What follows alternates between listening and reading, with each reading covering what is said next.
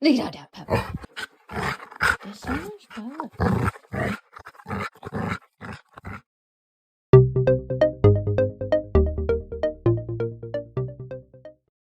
I threw a bunch of stuff all over my 5 square foot apartment's floor so I could kind of show you what I'm doing.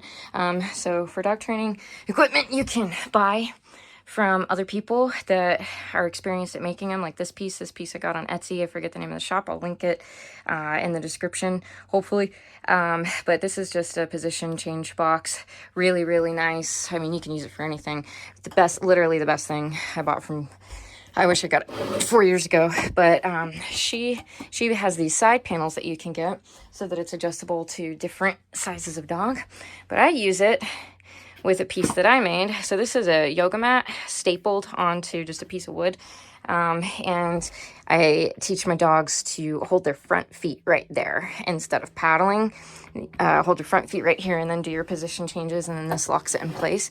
And then you can fade it out. So super, super nice. And this part was only a few bucks to make. Okay, so when you originally get the wood, at least the kind that I get, this is, you're not going to be able to tell in the video, but this is about the full length of the piece of wood. And I go to Lowe's or Home Depot because that's easy stores to go to where I live. And you can have them cut it for you at the store before you take it home. And that's how I got this little piece, because I don't have any like fancy tools or anything to make all of my dog equipment yet, right? So I had them cut this size for certain skills that I train, and then this size is for other skills that I train. And you just go to, I mean, I go to secondhand stores to get nice yoga mats, and I just staple them on. So the yoga mats do matter, I've found out throughout the years.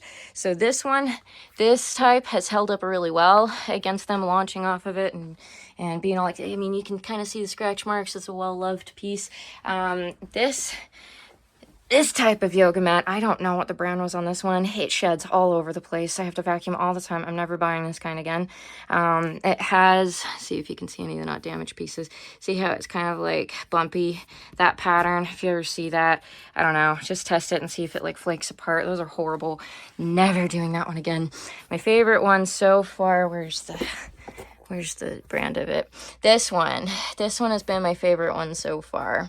I don't know how to build anything, but I'm very fortunate that my neighbor downstairs built whatever she needs. Like if she needs a piece of furniture, she just like makes it in the driveway herself from scratch. So I went downstairs and asked her, and she said that I need to not buy heavy duty ones because I'm too girly, and to get a light one. And the first one that I got from Walmart worked right away. So this one that I'm using that's been working has been a Aero JT27.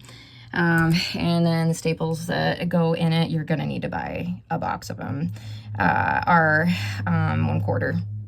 So, and then you're gonna need scissors, maybe a marker. Oh, it fell on the floor. Maybe a marker. So with these ones, I cared about these ones a lot more, where I was wrapping it all the way around. And so I might have to, next time I do one of these, I might actually have to do like another tutorial on top of this one. But I did put the wood on top of the yoga mat instead, and then I traced with this marker, and then I cut it along so that I could wrap it this way. It's a completely different process. This one though, I'm just skinning one side. And so I'm just throwing the yoga mat on top of it. It's way easier. I don't really care how it looks. I've got choppy edges, don't care on this piece, you know. So I make sure that your dog came in and saw what you were doing and spit all over everything. Thank you. Yeah, so for this piece, it's going to be a lot more simple. So it's probably a better start point. Make sure you have everything, your switch so that you can play music, even though any other device in the house has a better speaker than the Switch. And then that one toy that finally broke, and everything else. Make sure your dog is out of the room, because you're gonna have staples that you have to rip out and put in a pile, and you don't want that going into your dog's feet or anywhere else into your dog. But you line it up like roughly right, because you can always trim the edges off if you don't like it. I don't care if mine looks perfect, because dogs are gonna use it. Not just mine, but like other people's. And so I really just don't care. but you're gonna put them in, I'm gonna guess like about an inch apart. You're just gonna go across all the edges. If you keep them spaced out too much, it's gonna like, I don't know if you can see that in the camera, but it's gonna like make like a little bubble like that everywhere, especially with use. And so you wanna kind of make sure that you're keeping it tight and you're doing them pretty close together. And you're just gonna do that all the way across. And when one of them goes in bad, then make sure you keep track of every single staple, and you can pull it out with this, put it in like your little pile, and then you just keep going all the way around. So I'll see if I can get a different angle really quick. So I'm trying to do this one-handed, so I'm using my knees to kind of pin it tight. So I've got a little bit, I don't know if you can tell, I'm holding it like this, a little bit off the edge there in case I want to trim anything. I've got room for mistakes. And then about right there is where I'm going to put the next staple. See, just like that. And then see if I can do this one-handed. And then we're going to do it again right there. It's a little bit far. It should be fine. And you're just going to go all the way down like that.